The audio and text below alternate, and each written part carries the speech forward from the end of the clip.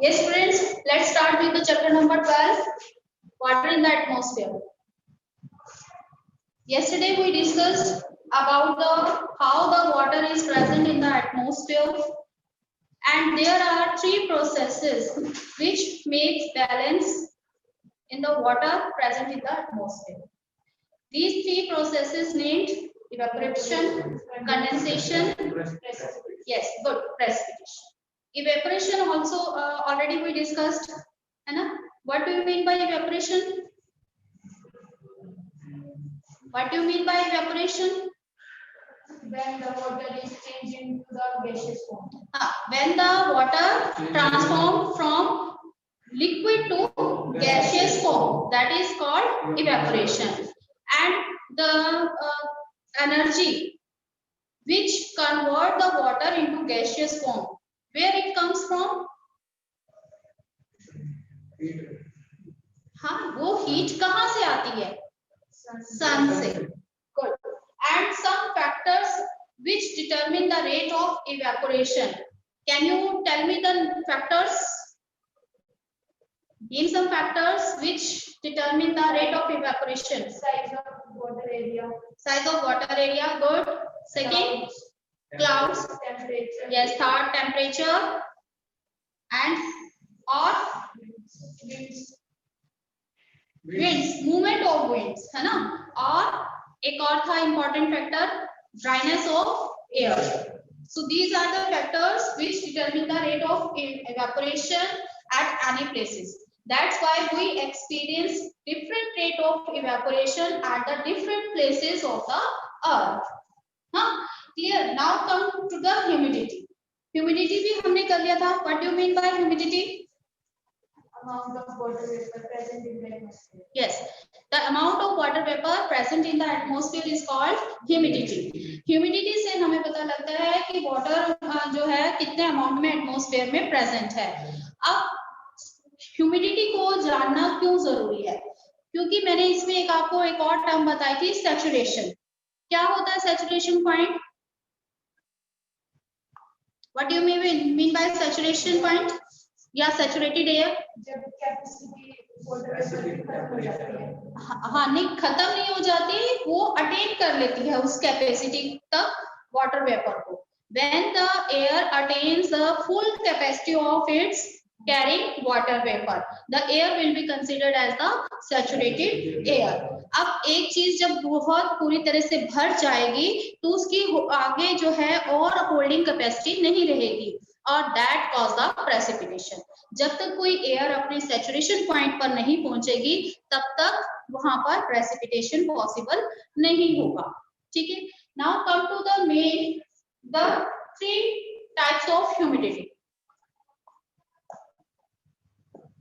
Kinds of humidity. हम humidity को जो है कैसे मेजर करते हैं? अब आपने देखा होगा कि आपके जो डीडी नेशनल है उस पर फोरकास्टिंग होती है. आफ्टर न्यूज होती है ना, जब न्यूज आती है तो उसके बाद उसमें फोरकास्टिंग होती है और उसमें ये बताया जाता है कि आपके इतने कल जो है इस एरिया में भारी बारिश होने की संभावना है या फिर यहाँ पर ड्राई विंड चल रही है. इस तरीके का सारा आपको वेदर फोरकास्टिंग किया जाता है. अब वो किन बेसिस पर होता है? अब उनको क्या कोई सपना थोड़ी ना आ रहा है कि भाई हाँ कल यहाँ बारिश होगी. वो कैसे देखते हैं कि वहां पर पर्टिकुलर प्लेस में ह्यूमिडिटी का लेवल कितना है. अगर ह्यूमिडिटी लेवल जो है वो 100% हो चुका है या होने वाला है तो मे बी कि कमिंग आवर्स में वहां पर क्या होगा, प्रेसिपिटेशन. तो इस तरीके से ह्यूमिडिटी को मेजर करके वहां पर प्रेसिपिटेशन की जो है फोरकास्टिंग की जाती है. तो अब ये जो ह्यूमिडिटी है वो हम कैसे कैसे मेजर करते हैं? There are three kinds of humidity. सबसे पहले आता है एब्सोल्यूट ह्यूमिडिटी.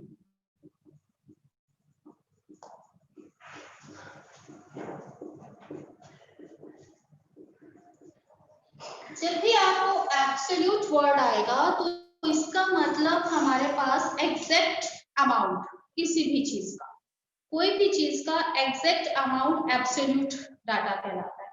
तो वाटर कितने वेपर कितने प्रेजेंट हैं एटमॉस्फेयर में, that is known absolute humidity. ठीक है, so the weight of, write down the weight of actual amount of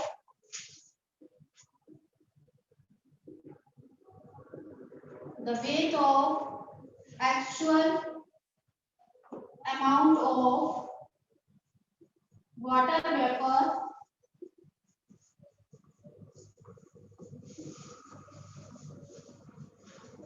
present in the atmosphere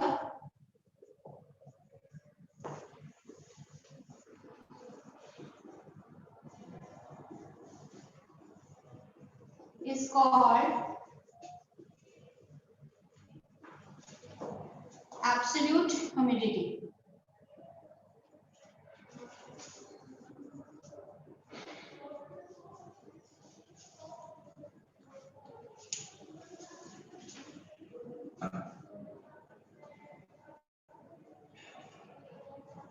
अब इसको हम मेजर कैसे करते हैं?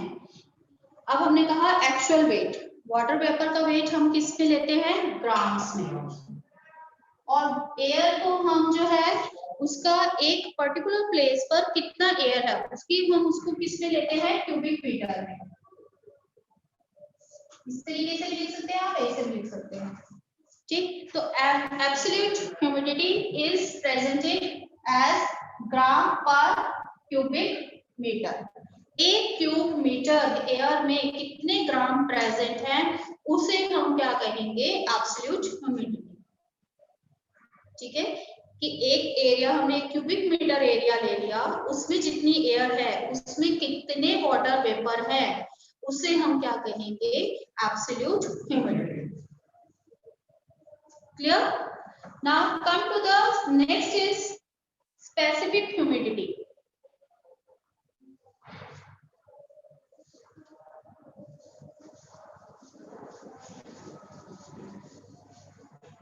Second type is specific humidity.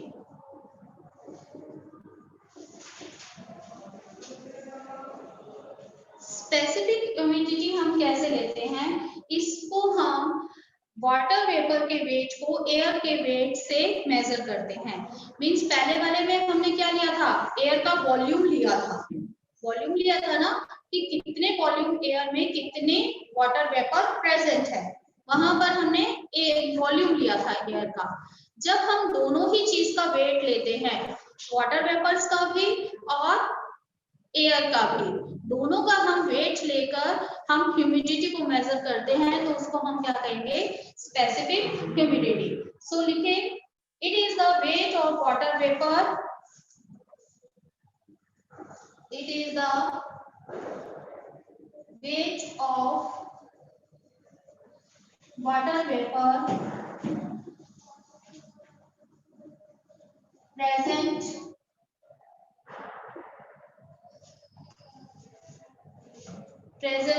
per unit weight of air.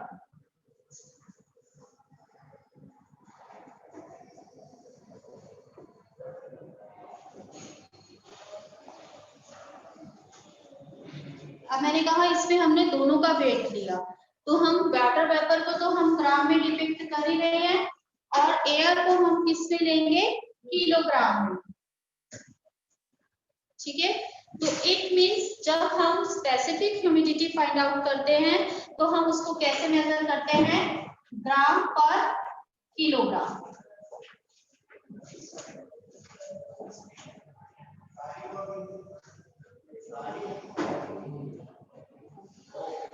तो हम उसे किस में दिखाएंगे? ग्राम पर किलोग्राम में।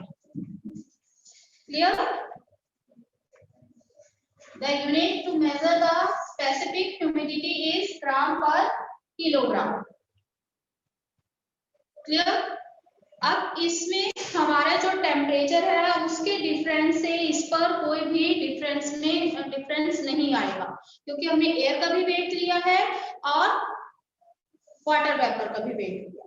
अब थर्ड आता है हमारा रिलेटिव ह्यूमिडिटी। जब मैंने अभी जैसे बताया कि हम फोरकास्टिंग करते हैं, तो फोरकास्टिंग के लिए हम क्या लेते हैं? Relative humidity.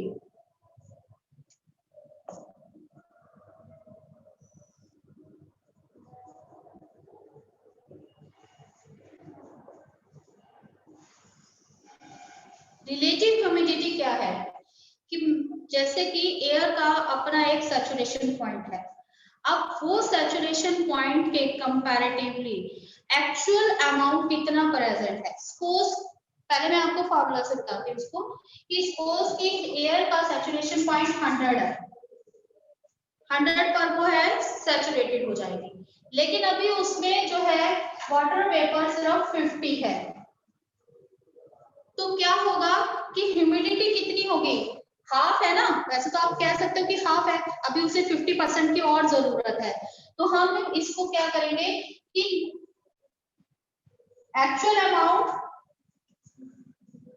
which is saturated the air and actual amount which present in the air, इन दोनों की जब हम रेशियो निकालते हैं तो वो हमारी क्या निकलती है, रिलेटिव ह्यूमिडिटी। इससे हमें पता लग जाता है कि अभी कितना टाइम और बाकी है अभी एयर को सैचुरेटेड होने में। जब तक एयर सैचुरेटेड नहीं होगी प्रेसिपिटेशन नहीं होगा।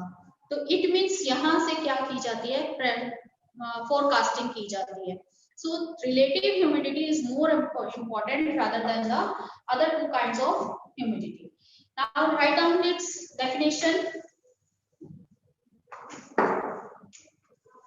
It is the ratio of water vapor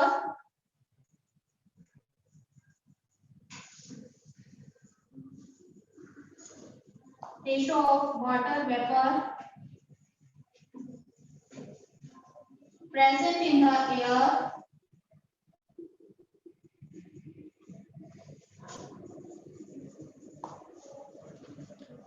in the air at a particular temperature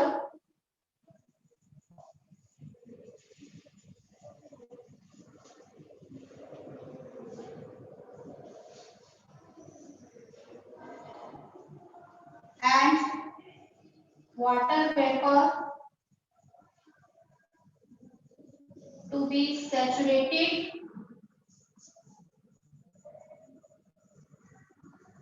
the air and saturated the air at the same temperature. अब यहाँ देखो हमने टेम्परेचर वर्ड को इंक्लूड किया है ना, अदर टू में हमने टेम्परेचर को नहीं इंक्लूड किया था क्योंकि वहां पर टेम्परेचर की कोई इतनी इंपॉर्टेंस नहीं थी। बट यहाँ पर क्या है कि जब हम रेशो देख रहे हैं, रेशो मीन्स कि हम देख रहे हैं कि वाटर वेपर एक्चुअली कितने प्रेजेंट है एयर में और कितने उसे और नीड है सैचुरेटेड होने के लिए। तो इट मीन्स क्या होगा कि वहां पर टेम्परेचर की इंपॉर्टेंस आ जाएगी, क्योंकि टेम्परेचर इंक्रीज या डिक्रीज होगा that will effect the amount of water vapour. जैसे ही टेम्परेचर इंक्रीज हो गया एयर ड्राई हो जाएगी, एयर ड्राई होते ही उसे और वाटर वेपर की जरूरत पड़ जाएगी। ऐसे ही टेम्परेचर अगर डिक्रीज हो गया तो जितनी एयर में वाटर वेपर है वो भी उसके लिए एक्सेस हो जाएंगे। तो इट मीन्स यहाँ पर हम पर्टिकुलर टेम्परेचर को लेकर चलते हैं कि एक सर्टेन टेम्परेचर पर कितने वाटर वेपर एयर में प्रेजेंट हैं और उसे सैचुरेशन पॉइंट तक पहुंचने के लिए कितने वाटर वेपर की जरूरत है। इसकी रेशियो को हम क्या कहते हैं, रिलेटिव ह्यूमिडिटी। अब इसको फाइंड आउट करने का जो है फॉर्मूला क्या है, write down the formula.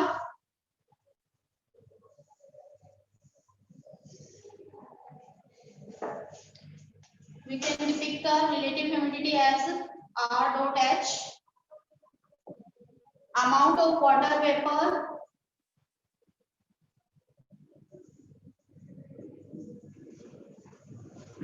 present in the air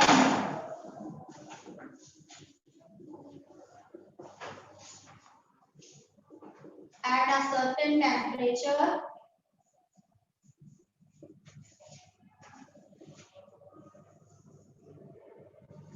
upon amount of water vapor to saturate the air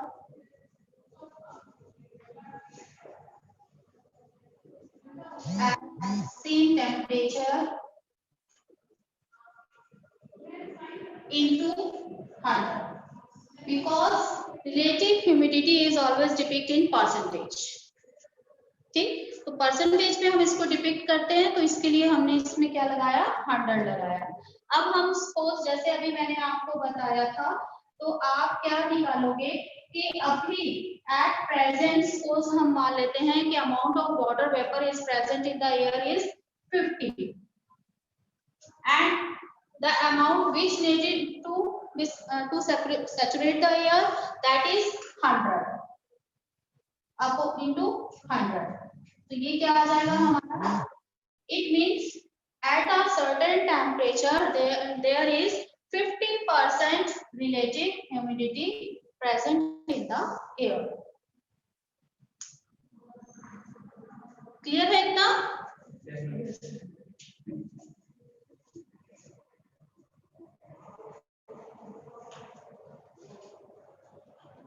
अब यहाँ पर आपको पता ही लग रहा है कि इसमें दो फैक्टर्स जो हैं वो मेजरली रिस्पॉन्सिबल है। सबसे पहला तो हो गया अमाउंट ऑफ वाटर और दूसरा temperature.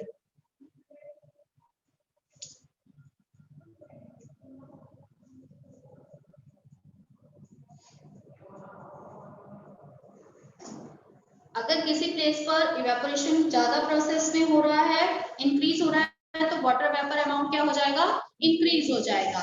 If the evaporation is in less amount, the amount of water vapor will be less. ठीक, ऐसे ही टेम्परेचर कैसे इफेक्ट करेगा? If the temperature increases, the water vapor amount will be decreases. उनमें क्या होगा, reverse relationship होगा। समझ आ रहा है ये कि वाटर वेपर और हमारा जो है टेम्परेचर, ये दो चीजें जो है वो रिलेटिव ह्यूमिडिटी को इफेक्ट करती हैं। अगर वाटर वेपर जो है that is directly proportionate to evaporation. If the evaporation will be high, water vapor amount will be high. Evaporation will be less, then the water vapor amount will be less. Temperature of water vapor amount में हमारा क्या है, reverse relationship है। यानी if the temperature will be high, the amount of water vapor will be decreased. If the temperature decreases, the amount of water vapor will be increases. Clear हुआ ना? अब ये टर्म्स आपको माइंड में set रखनी है कि वाटर वेपर और इवेपोरेशन का क्या है, डायरेक्ट रिलेशन है। टेम्परेचर और वाटर वेपर का जो है रिवर्स रिलेशन। क्लियर है humidity? Now come to the condensation process.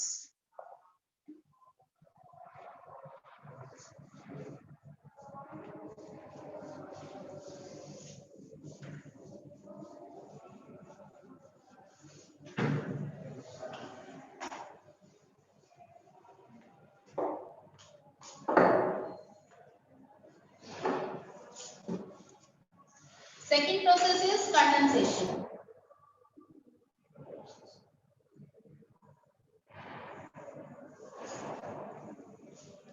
Condensation क्या है? अभी हमने किया था, क्या है कंडेंसेशन? इवेपोरेशन का मतलब तो हुआ कि जब वाटर जो है लिक्विड फॉर्म से गैसियस फॉर्म में चेंज हो जाता है, फिर ये ऊपर जाकर एटमॉस्फेयर में क्या हो जाते हैं, ये वाटर वेपर कूल डाउन हो जाते हैं और फिर उसके बाद क्या होता है, they begin to settle down around the dust particles और हाइड्रोस्कोपिक न्यूक्लियस। ठीक, अब ये जब उसके ऊपर सेटल डाउन होते हैं तो वो किस फॉर्म में सेटल डाउन होंगे? गैस के फॉर्म में तो सेटल डाउन नहीं होंगे ना। इट मींस वो क्या होंगे, दे कन्वर्ट इनटू लिक्विड और सॉलिड फॉर्म। ठीक है, so the changes, the process of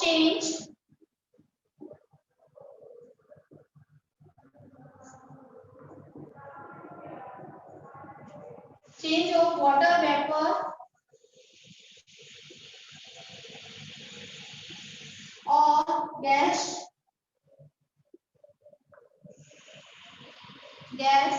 to liquid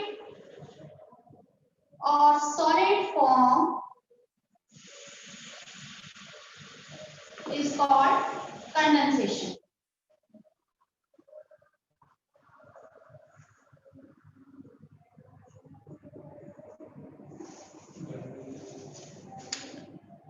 The process of changing of water vapor from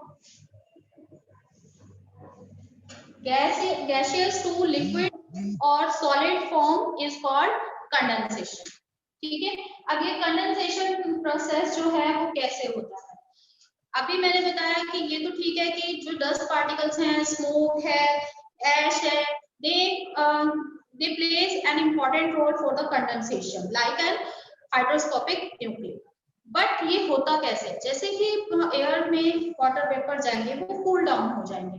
cool down होने के कारण क्या हो जाएगा कि जो हमारे वाटर वेपर हैं जब उसका अमाउंट एक्सीड कर जाएगा एटमॉस्फेयर में तो वो क्या हो जाएंगे? कंडेंस होना शुरू हो जाएंगे ठंडे होकर। अब ये जो टेम्परेचर, जैसे कि इवेपोरेशन के लिए हमने कहा था कि 1 ग्राम जो वाटर है अगर उसको हमें इवेपोरेट करना है तो क्या होगा? कितनी कैलोरी चाहिए हमें? 600 कैलोरीज, है ना। इसी तरीके से कंडेंसेशन प्रोसेस के लिए तो एक टेम्परेचर डिटरमिन होगा ना, जहां पर ये पार्टिकल्स या ये वाटर वेपर्स कूल डाउन हो जाएंगे और कंडेंस होना शुरू हो जाएंगे। So that temperature is known as the dew point. उसको हम क्या कहेंगे? Dew point. The temperature at which the water vapor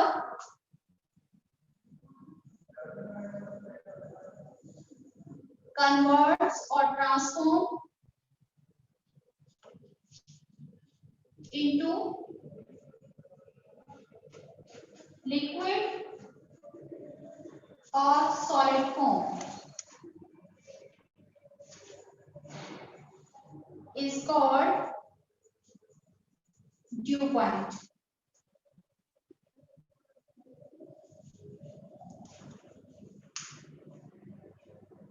एक होता है फ्रीजिंग पॉइंट। फ्रीजिंग पॉइंट समझ आता है आप लोगों को? पढ़ा होगा अपने साइंस में। क्या होता है फ्रीजिंग पॉइंट?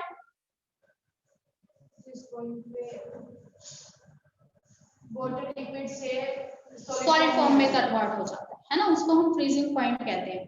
तो ये ड्यू पॉइंट जो है वो फ्रीजिंग पॉइंट से बिलो भी हो सकता है और उससे हायर भी हो सकता है। ठीक, it depends upon the circumstances. ये ड्यू पॉइंट फ्रीजिंग पॉइंट से बिलो भी हो सकता है और अप भी हो सकता है। दूसरा इसमें एक टर्म आप कंडेंसेशन में देखते हो, sublimation.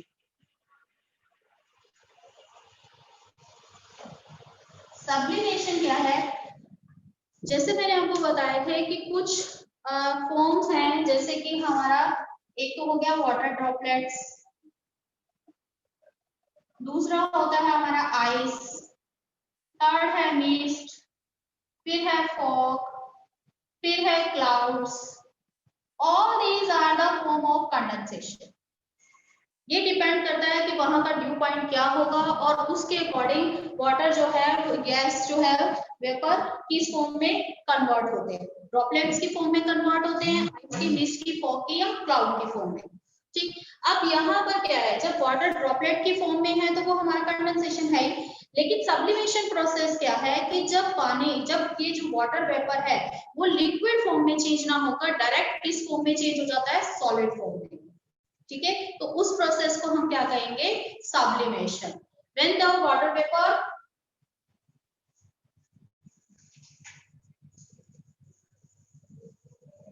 directly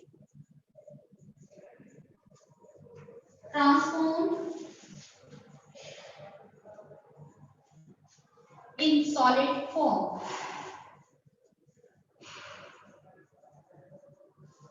is called sublimation.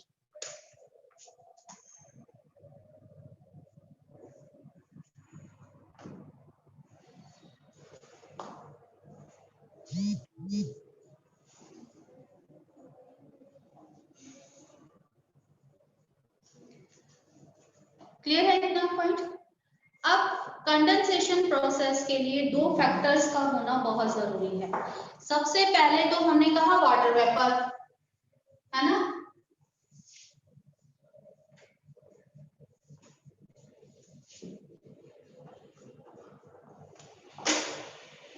कौन से फैक्टर्स जो है वो कंडेंसेशन के लिए जरूरी हैं? सबसे पहले हमारा आ गया इसमें कूलिंग यानी टेम्परेचर।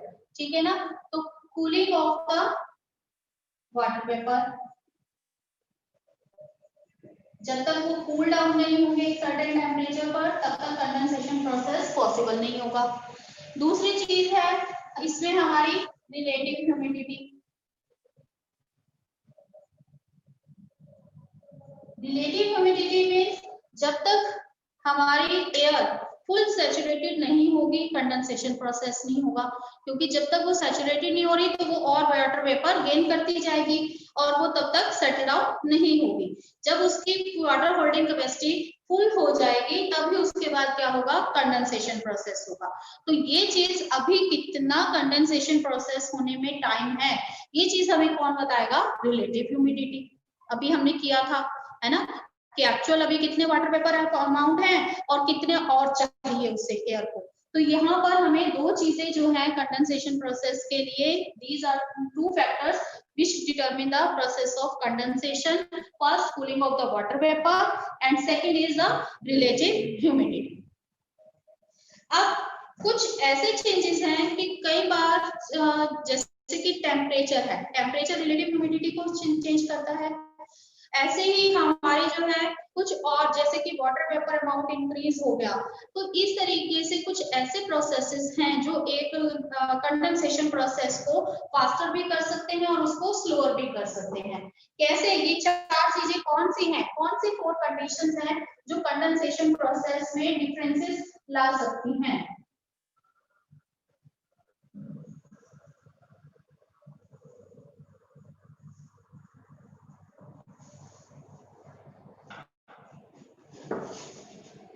ठीक है, कंडेंसेशन प्रोसेस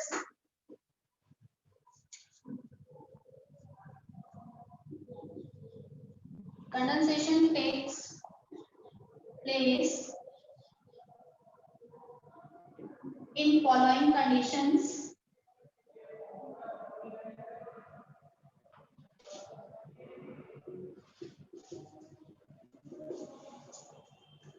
कुछ कंडीशंस हैं जब कंडेंसेशन प्रोसेस जो है वो हमारा हो जाता है। फर्स्ट है when the temperature falls down,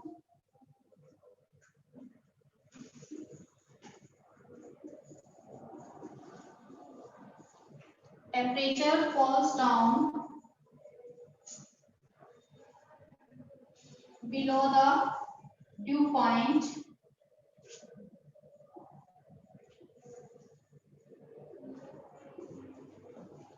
but the volume of air remains same.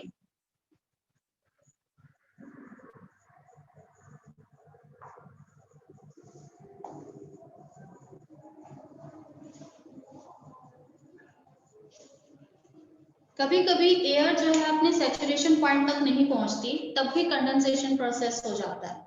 वो कैसे होता है कि सपोज अभी एयर अपने सैचुरेशन पॉइंट तक नहीं पहुंची, लेकिन टेम्परेचर जो है वो डाउन आ गया।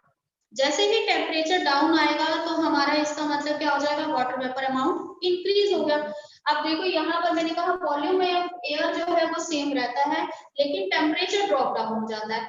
एयर जितना है उतना ही है, लेकिन टेम्परेचर हमारा पहले से क्या हो गया, अगर ये टेम्परेचर 15 डिग्री सेल्सियस था इतने वॉल्यूम के लिए, तो इतने ही वॉल्यूम के लिए अब टेम्परेचर जो है सपोज 5 डिग्री रह गया, टेम्परेचर डाउन हो गया, वॉल्यूम एयर इतना ही है। तो इसका मतलब क्या हो जाएगा, यहाँ पर वाटर वेपर अमाउंट इंक्रीज हो जाएगा और वो क्या हो जाएगा, जल्दी ही वो क्या हो गया, अपने ड्यू पॉइंट पर पहुंच गया और ऐसे ही तभी क्या हो जाएगा, उसमें कंडेंसेशन हो जाएगा। फर्स्ट तो ये हो गया। Second condition is when a joint change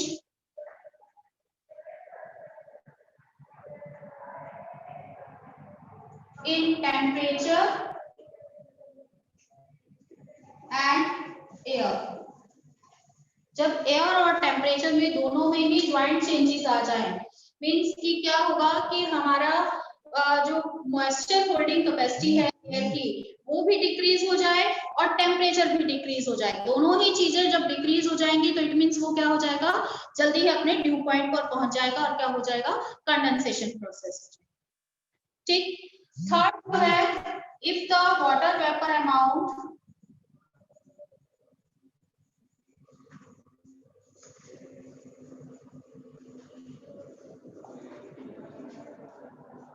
increases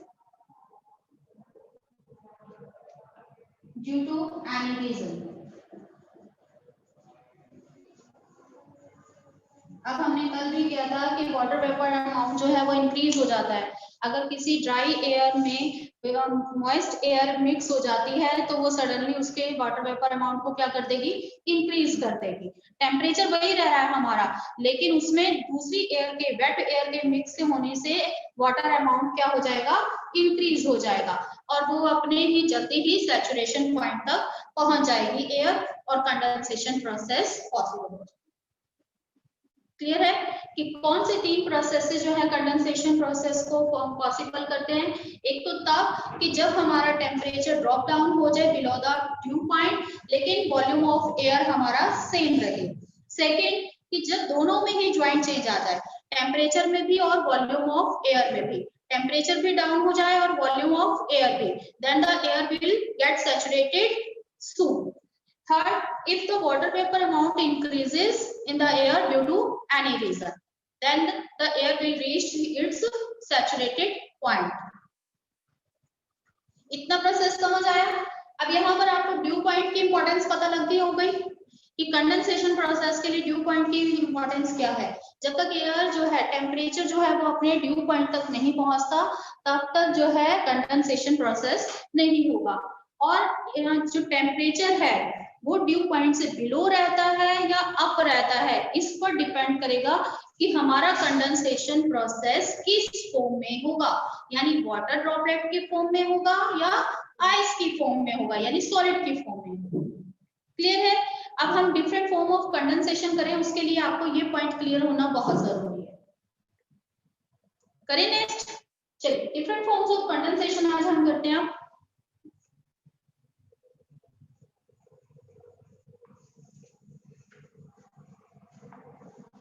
कभी आपके मन में ऐसी क्यूरियोसिटी आई है, वैसे मुझे तो रहती थी कि ये डिफरेंट हमें फॉर्म कैसे नजर आती हैं। कभी धुंध पड़ जाती है, कभी ओस की बूंदें हमें दिखाई देती हैं लीव्स पर, और कभी जो है इतना फॉग होता है, अभी हम सर्दियों में एक्सपीरियंस करेंगे कि हमें बिल्कुल पास का भी नहीं दिखाई देगा। तो ये सब चीजें, अलग अलग चीजें बनती कैसे हैं एटमॉस्फेयर में, तो आज आप यही चीज सीखेंगे कि ये चीजें होती कैसे हैं, कैसे प्लेस होती हैं ये अलग अलग चीज form. So forms of condensation. The first is dew. Dew क्या है?